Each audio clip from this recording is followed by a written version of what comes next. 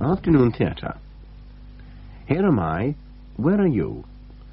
A play by Sheila Hodgson, based on an idea by M.R. James, with David March as James. Here Am I, Where Are You?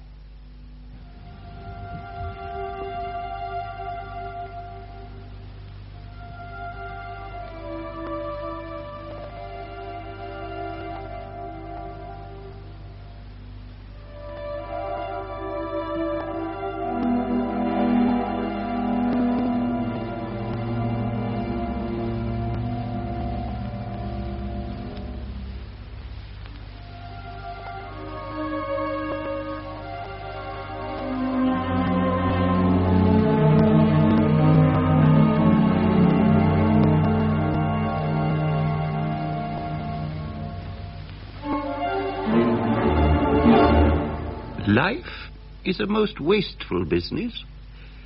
A man has only to reach middle years to find himself surrounded by impedimenta. The wreckage of unsuccessful plans, interrupted friendships, and the first notes for some magnificent idea which has never been followed up, and all too plainly never will be now. Worst of all, the outline for so many stories which I shall quite simply never have time to write. Take this mug, for example. There is really a rather horrid story concerning... Oh, just a minute. Let me close my desk. What was I saying? Oh, of course, the mug. I had been working on a book about the early English Bibles, and in the course of my research had called on a certain Professor Zetterholm, who, as I recall it, lived at Greenwich.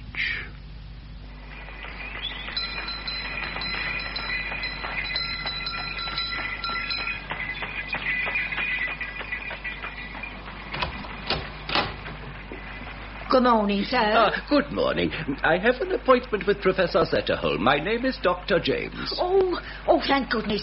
Oh, do come in, Doctor. I said it was high time he did something. I told Cook if he doesn't do something, I'm a good mind to speak to the law. Wicked it is, and it's against nature, too. Now, will you see the child straight away? I beg your pardon? You are a doctor. I am the Provost of Kings, madam. I am Montague James, and I have an appointment. Oh, you're not a real doctor, then? Oh, dear, that's a terrible disappointment. Oh, well, you better come in, I suppose. Thank you. Now, follow me. And be careful, sir, in case there's a tripwire across the hall. Bless my soul. Just a minute, my dear lady, I cannot have heard you correctly. Well, I hope I didn't offend you, sir, but it was a natural mistake under the circumstances. Oh, dear. Oh, Cook will be upset when I tell her. Now, will you wait in here, please? She left me in an oak-panelled room, furnished with squat leather armchairs and a vast quantity of books. I walked over to examine these, and was startled to hear a violent scream from the other side of the wall.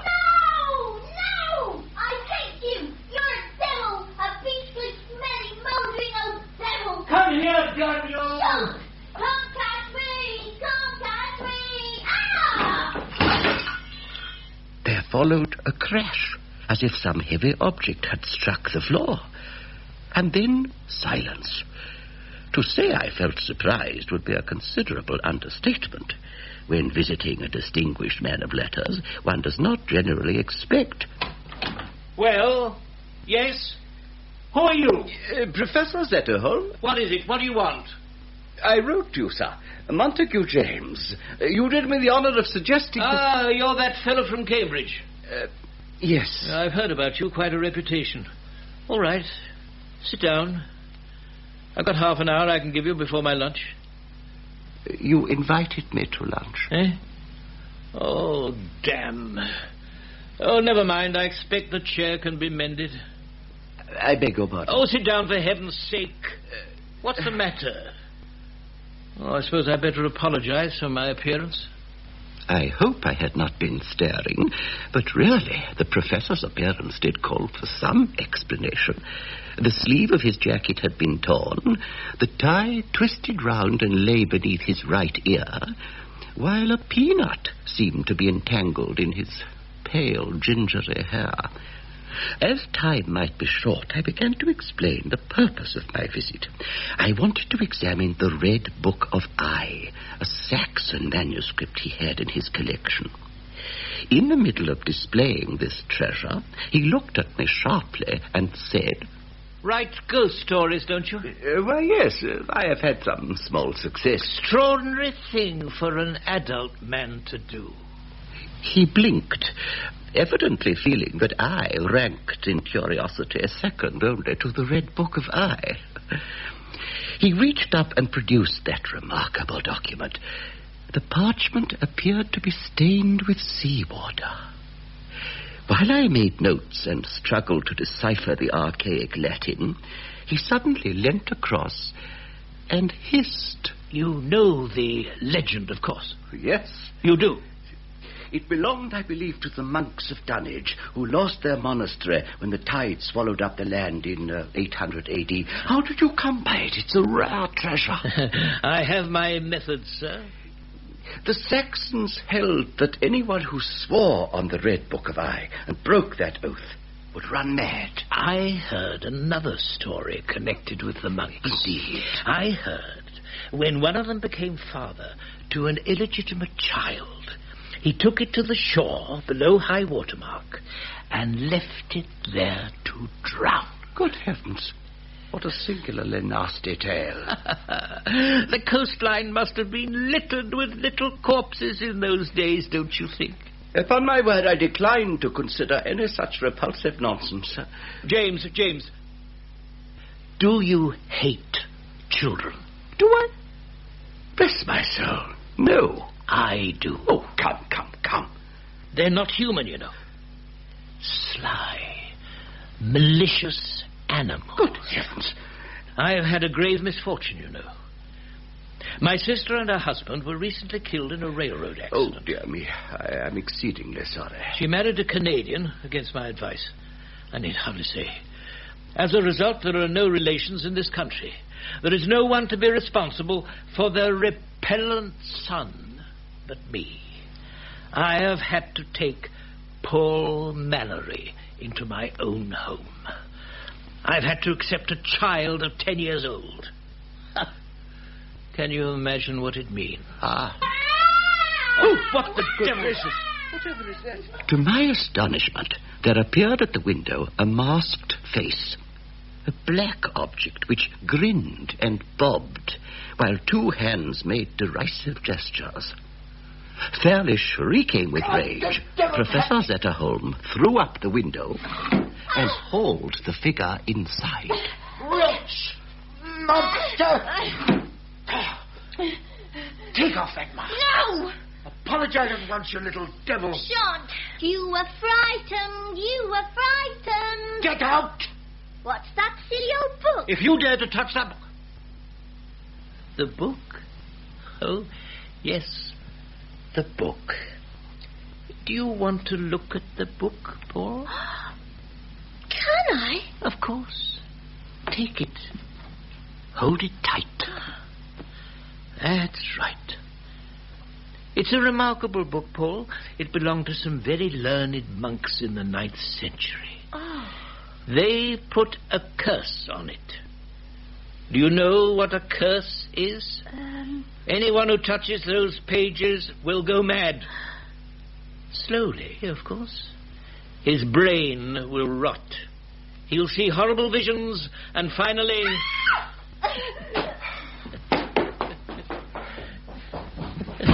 Oh, dear. Wasn't that a little unnecessary? What a pity he's run away. Run up a tree. Oh, yes. Yes, he does that every time to escape me. He climbs up into the oak and sits there grinning. Shall we continue our studies? Where's the book? Here. Ah, thank you. Now, my translation of Ab Hosti Docere... Hello, sir. I I think Master Paul's having hysterics. Then I suggest you throw a bucket of ice-cold water He's over him. gone up to that tree again and he's crying. Little boys must learn not to be crybabies. Oh, with all due respect, sir, you didn't ought to do it. You'll drive the poor creature mad. Now, what do you think he's doing to me, pray? He's only 10, Lord love him. All right, all right. I swear to cherish the boy like his own parents. Now get out. But, sir, please... Is lunch ready? Not quite, sir. In 5 minutes. Since you dislike children so much, it would surely be common sense to make some other arrangement. I have no money and I have a duty, I suppose. Oh, careful. What? You are clutching the Red Book of I. Please, please, you may tear the parchment. You see to what extremes this little monster has driven me. Allow me to put it back on the shelf. You're right, of course. Oh, yes. I was brought up in an orphanage. And yes, I do not care for children. They used to laugh at me because I had to wear spectacles. And because I happened to be fond of books. Cookie's ready to serve lunch. Now, sir. Then tell her to get on with it. We're waiting. I doubt if I have ever spent a more uncomfortable meal. Uncle and nephew sat glowering at each other across the tablecloth.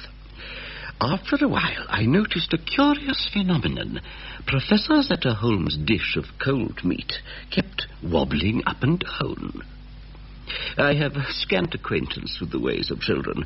My little goddaughter is not given to such tricks.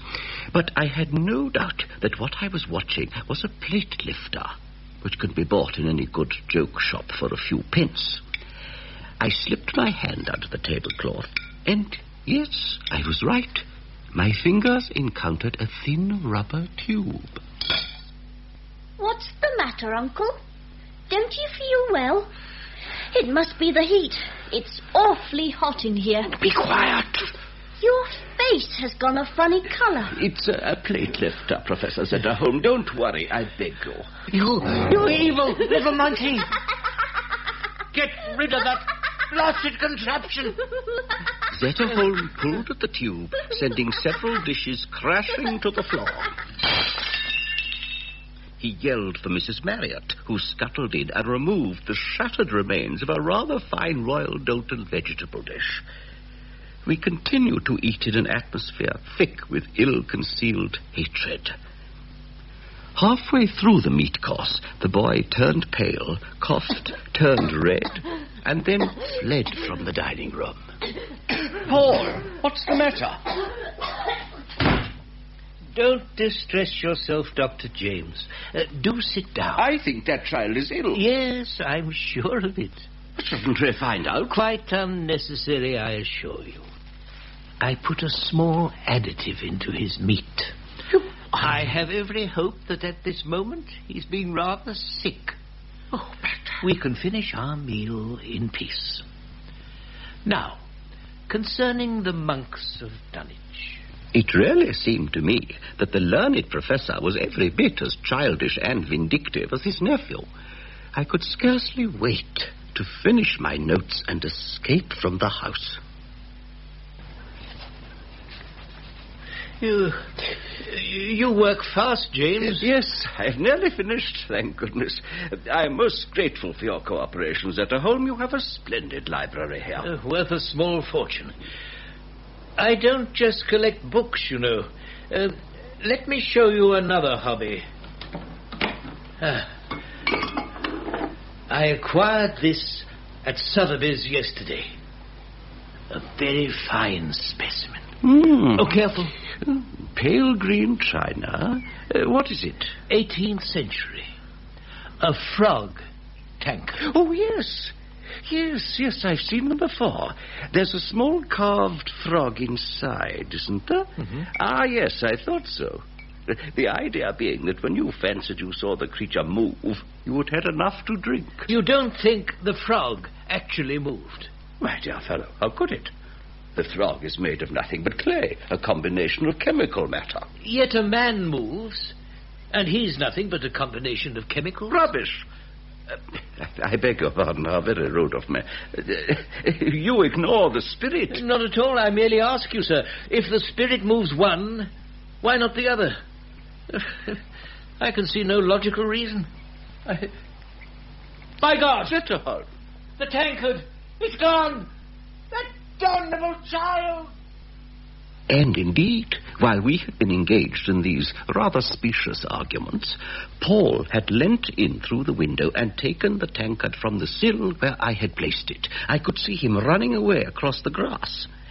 Zetterholm gave a positive bellow of fury, and, to my astonishment, for he must have been at least 70, leapt through the open window and set off in frantic pursuit. I followed at a more leisurely pace, and via the door. I caught up with him at the far end of the garden. He's in there. What's this? Some kind of maze? Come out! I'll skin you alive, you poisonous little thief! Oh. Come out! I know where you are. I'll find you. I warn you for the last time. I'll get you. And my God, when I do... And he disappeared behind the laurel bushes. I entered the labyrinth myself. I don't know what previous owner had designed the thing. It clearly held no interest for the professor, and had been suffered to turn into a monstrous tangle of uncut hedges, a crisscross pattern of choked and dusty paths. I found him in a cul-de-sac, scarlet in the face, and breathing with difficulty. Where is he? I'll strangle the boy once I get my hands on him. Here I am. Over there, quick. My dear sir, do calm yourself. Zetterholm, you cannot possibly claw your way through a privet hedge. Stop it, my dear fellow. Oh, don't. Well, he's there. Help me. I refuse to do anything of the sort. Oh, be reasonable. Bless my soul, what are you thinking of? Let me get through. Nonsense. Even if you succeed in breaking a hole, which strikes me as exceedingly unlikely, the child will have gone long before you can climb through to the other side. I mean no disrespect, but you are not young, sir, and neither am I. In the name of sanity, let us rest. Forgive me. I apologize. I'm not myself. It is, if I may say so, a grave mistake to become so excited over trifles. What's that? Trifles? He's got my precious frog tankard. Which he will certainly drop and break if you continue to pursue him in this headlong fashion. He destroyed my essay on St. Wolfram, deliberately poured ink across it. He mixed the pages of my index. It'll take days to repair the damage. He sits high in that oak branch, mocking me. I see. Yes. Good heavens, you had better make some other arrangement for your nephew, whatever it may cost. This manifestly cannot go on. I've always detested children. Listen. Where are you? He's in the center of the maze. We'll catch him. You take that path. I'll take the other. Oh, hurry, hurry. Zetterholm! Zetterholm, do come back! There is utterly no point. Oh, bless my soul. And I came here to work.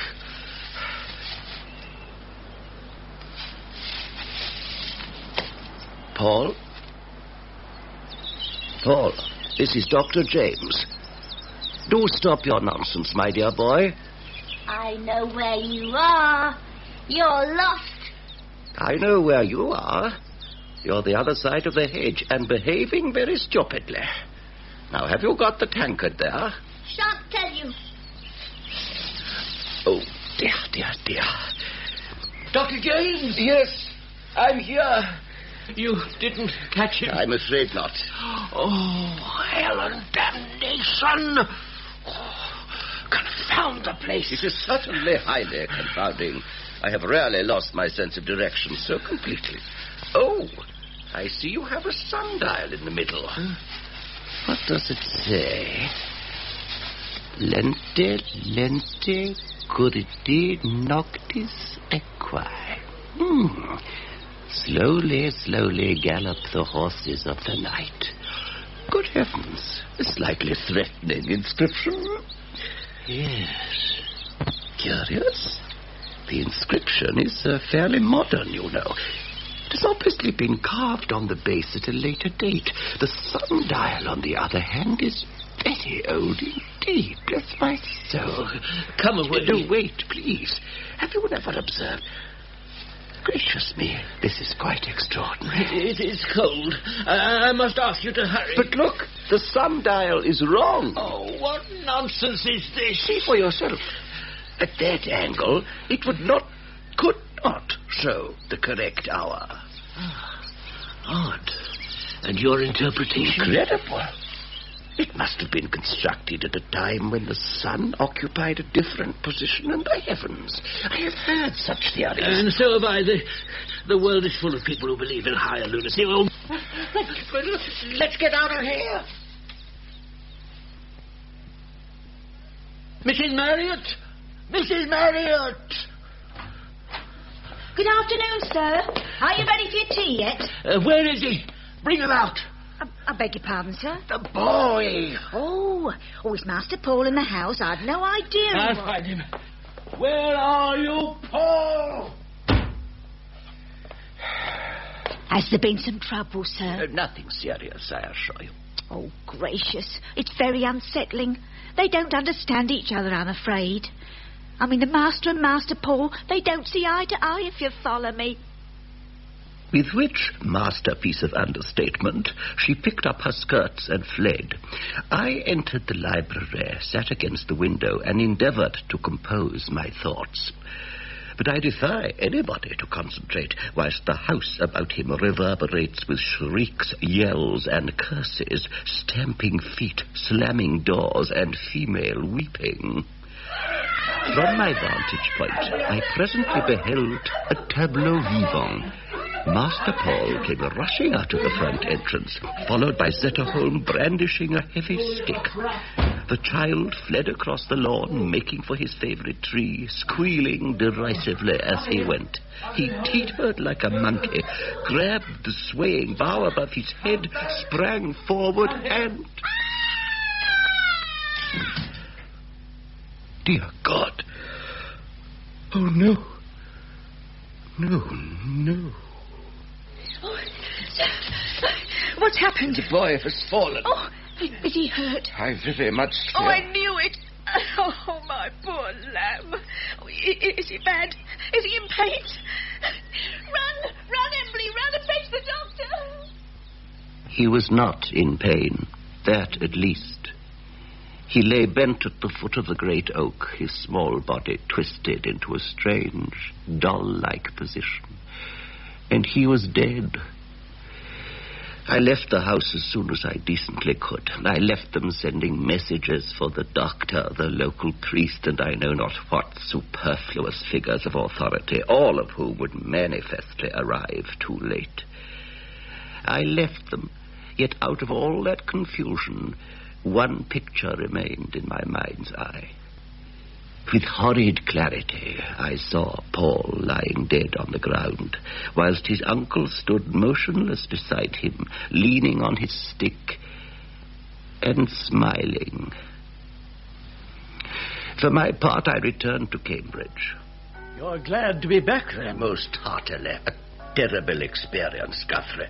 I entertain the gravest doubts of that man's sanity. And so do I. Good Lord, why in heaven's name should he torment a child? Oh, the dark springs of human behavior, my dear fellow. I've seen at Eton the white face of some little boy bullied by his classmates, and I have wondered what foundations are being laid in that mind, what trouble is being prepared at a later date for somebody else. Excuse me, sir. There's a Professor Zetterholm asking for you. I beg your pardon? Well, he's downstairs, sir. He seems very anxious to see you, sir. Tell Professor Zetterholm that I regret pressure of work. No. Confound it, I can't say that. He's come all the way from London.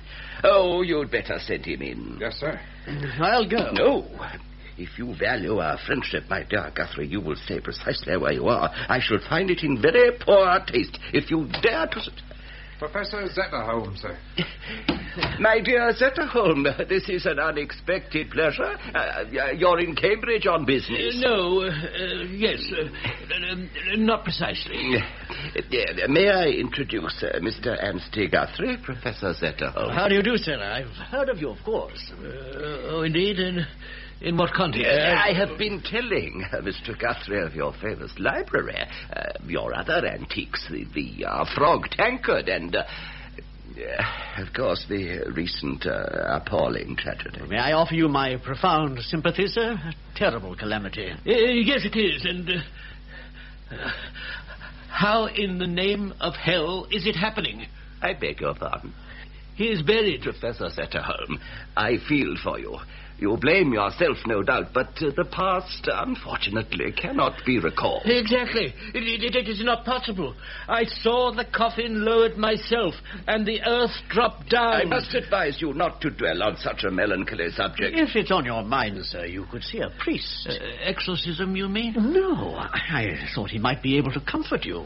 Is there a religious ceremony? Do you know any suitable clergyman? But I understood you had been present at the funeral. You find me absurd. Yes, you're right. And it could all be imagination. But tell me this. Do you, a man of some experience and learning, do you believe an inanimate object can move? Oh, dear me. Or you, sir? What's your name, Guthrie? I shouldn't care to commit myself. There is a German theory, poltergeists, don't they call them? My dear fellow, you have evidently got some distressing problem on your mind. It is quite impossible to comment without knowing the full story. Now, if you would care to give us the details. No. What's the point? Anyway, I refuse to believe it. You were speaking of poltergeists. You'd laugh at me. Yes, you'd find it very comic, no doubt. Good day, Dr. Professor Zetterholm, I do assure you, neither of us would be so ill-mannered as to laugh. And since you have travelled all the way up to Cambridge to speak to me, you really cannot go without explaining. He can, you know. Oh, dear. What's the matter with the fellow? Hang it, what an extraordinary way to behave. There he goes, striding across the quad. Yes. As a matter of curiosity, Guthrie, what impression did you get? Of him? Well, the man has no manners and maybe slightly mad, as you suggested. I have changed my mind. Why? Guthrie, he's not a lunatic. Do you know, I get the impression that Professor Zetterholm is very, very frightened. Come in. The post, sir. Oh, thank you. Just put the letters on that table, will you? Sir. All right. The man did seem distinctly nervous. But why on earth? Yes, since he will not tell us, we are unlikely to find out. Bless my soul, how very odd. Bad news? No, I simply happened to notice the postmark on this letter. It comes from Greenwich.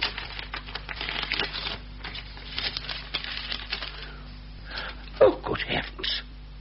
Oh, no, surely not.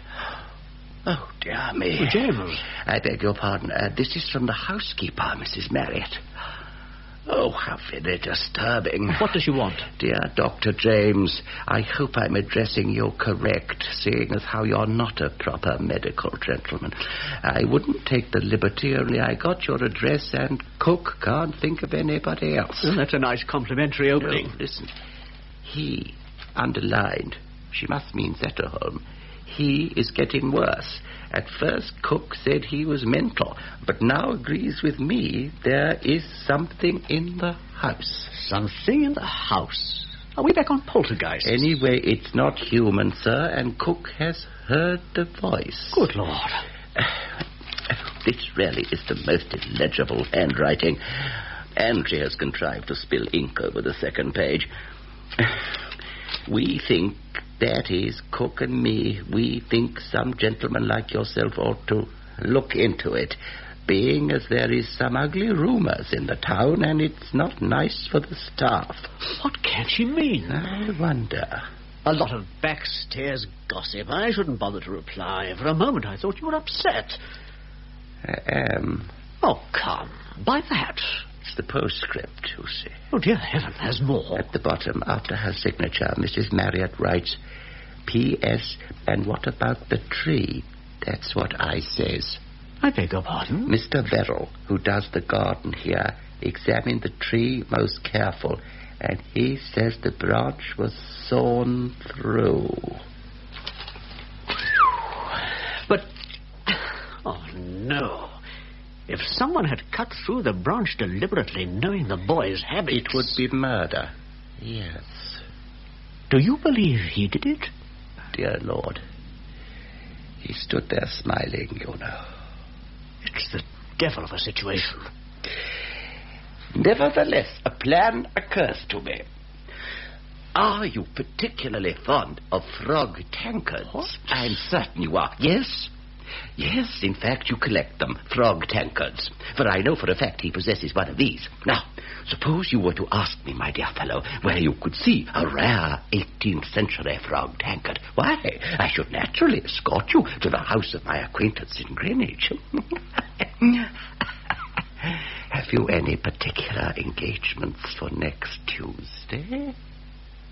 So we arrived on a wet afternoon, unannounced, to be greeted by Mrs. Marriott with near hysterical relief. Oh, it's you. Oh, thank goodness. It's getting worse, Doctor. It happens in the daylight now. Do be calm, Mrs. Marriott. This is my friend, Mr. Guthrie. Good day. Now, if you could bring yourself to explain. Well, there's laughing. And things drop down from the shelf. It's against nature. You ask Cook. And sometimes it feels like cobwebs touching your face. And so cold. Even with the fire going, you never felt nothing like the cold. Miss Marriott? Oh, don't tell Marriott. Please, sir. Who is it? The doctor, sir. And somebody else. I was shocked by the change in his appearance. He had always looked slightly bizarre, unkempt, uncared for. But now his clothes hung about him, and the staring eyes were sunk in the dark hollow of his cheeks. I am not entirely sure what kind of reception I had expected from Zetterholm. Certainly not the one we got.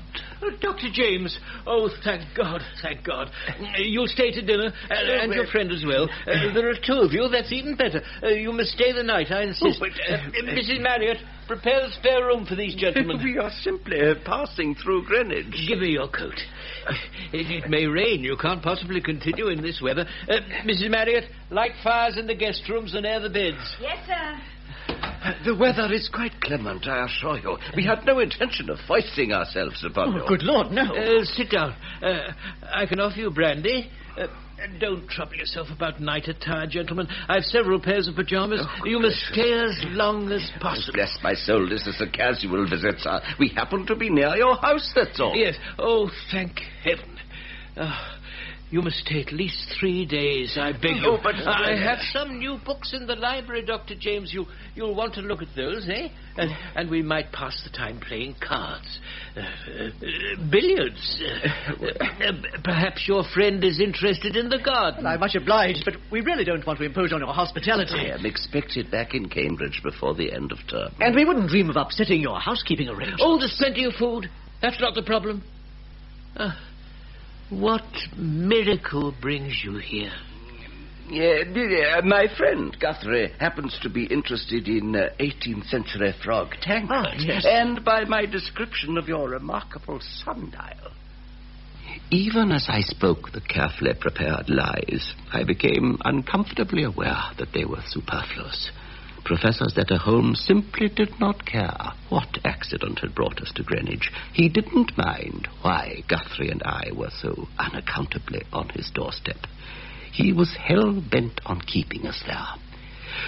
I viewed dinner with some concern, and so did Guthrie. He was mortally afraid he might have to talk about antiques.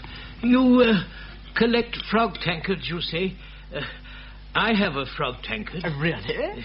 Yes, though where it is at the moment... Is something wrong, sir?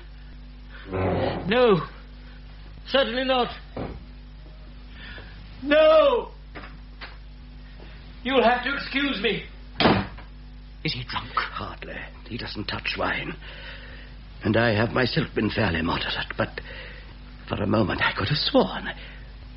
Guthrie, is his plate moving? His plate? No, of course not. Imagination. And besides, the boy is dead. My dear friend, can we leave in the morning early? Is the place haunted, in your opinion? Only by our slightly insane host. Where's he gone? I really cannot imagine. Oh, dear me. This is ridiculous. Do we go on eating dinner or what? You can see the tree from that window. Dark against the clouds. Sit down. It would be interesting to examine the branches. For heaven's sake, you're not proposing to climb a tree in the middle of the night. Nor at any other time, I assure you. But if we could lay hands on a torch... Sit down. He may come back at any time. I suggest an early bed. I will meet you by the side entrance at 10:30. You must excuse me, gentlemen. I'm not well. My digestion is not all that it might be, I fear. Did you get a torch? Yes, I persuaded the good Mrs. Marriott that torches were an integral part of ghost hunting. Which tree was it? The oak. Be careful how you flash the light. They're quite certainly visible from the house. I can see a broken stump. Broken or cut through? Impossible to tell. Well, surely the police would have examined. It's high up. They may have accepted Zetterholm's word. The boy was known to climb repeatedly. A fall might seem natural. But the branch? May have been destroyed, I fear. Smashed underfoot in the general confusion. By accident or design? Who's there? Who is it? Oh, my God. All right. Good evening, Professor Zetterholm. I regret we found it quite impossible to sleep. Be honest with me, sir. What have you seen? Seen? A figure, wasn't it? In the moonlight. A body scrambling about in the branches. No, I promise you, my dear sir, these are the wildest imaginings. Oh, yes. Forgive me. Can I offer you a nightcap? It has grown cold. The morning found Zetterholm in a curiously defiant mood. He came upon me in the library and grasped my shoulder. Listen. I have remembered. I know where my frog tankard is. Oh, capital. It's in the maze. Ah. You think it was left behind there when... Yes. Then perhaps you would prefer to forget the whole transaction. There are painful memories, no doubt Guthrie will understand. I refuse to be mocked. I am a man of some standing, sir. A certain reputation. So-called manifestations cannot affect...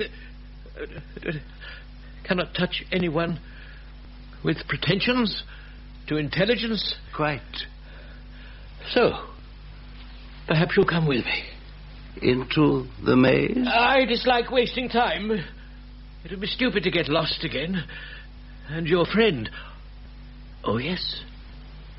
Nothing can happen if there are three of us. Can it? What an extraordinary place. Come. You must have visited Hampton Court. Yes, but that's in good order. This seems terribly overgrown. I've no interest in such things. Come with me quick. It's growing dark. It's odd. The skies were clear enough when we started. There's a storm coming up. Where do you think the tankard was left, Professor? Forgive me, but it does seem rather careless. A valuable antique. Oh, there are reasons, but please hurry. Don't press him yet. Keep back a minute. Listen. I came out early this morning when no one was around and had a good look at your tree. Well? The branch has been sawn through, all right. Are you coming, gentlemen? We must keep in a group. You are going altogether too fast, sir. We are not young. Oh, forgive me, but I'm afraid of the storm. This way. James, is there somebody else in the maze? I beg your pardon. Listen. We're being followed. The gardener? The steps are too light for a man, surely. And they hardly sound like a man at all. Oh, still, I'm trying to listen. A dog, perhaps? Or a cat? No. More like the hopping of an enormous bird. Or even... Oh, damn, we've lost sight of Zetterholm. He went round that corner. We'd better run. Yes. Oh, blast! Which way has he gone? Left or right? Zetterholm? Oh, they're here. It's all right. I found the frog tank. Oh, thank goodness, because here comes the rain. I'll make for the exit. Professor? What was that? Hurry, we shall be soaked. Listen. It's nothing. It's only a frog. Yes, of course, a frog. That's it, a frog. Well, which way now? I'm not sure. Professor. Oh, dear God, what has happened? Professor. He's quite near. He must be. This path? No, stop. It's this one. I'm sure of it. Well, where are you? Come back. He's over there. No, he isn't, Guthrie. He's behind those hedges. But break the hedge down. You can't. It's too thick. Try the left path. No, that goes back to the exit. Oh, God, I can't stand it screaming. We've got to do something. Do something. Stop the noise. Where are you? Where are you, Professor? Professor.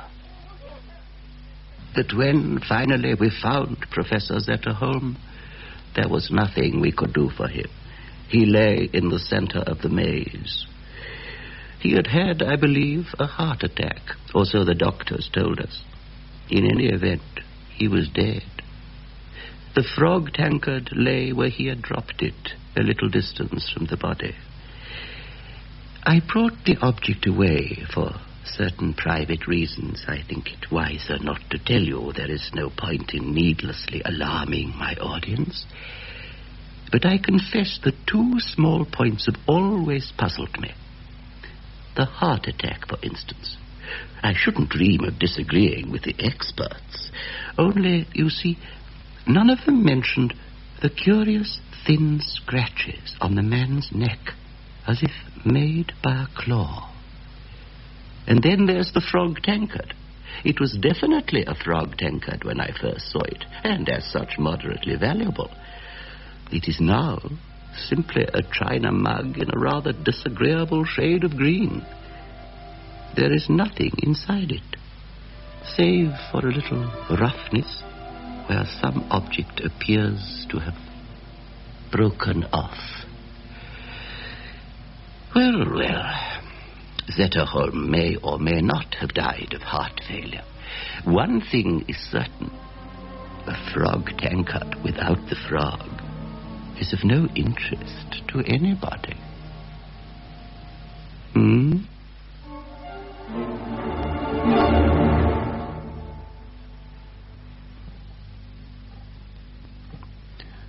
That was Here Am I, Where Are You by Sheila Hodgson, with David March as M.R. James, Lockwood West as Professor Zetterholm, Jonathan Scott as Anstey Guthrie, Susan Sheridan as Paul Mallory, Joan Newell as Mrs. Marriot, and Manning Wilson as the porter.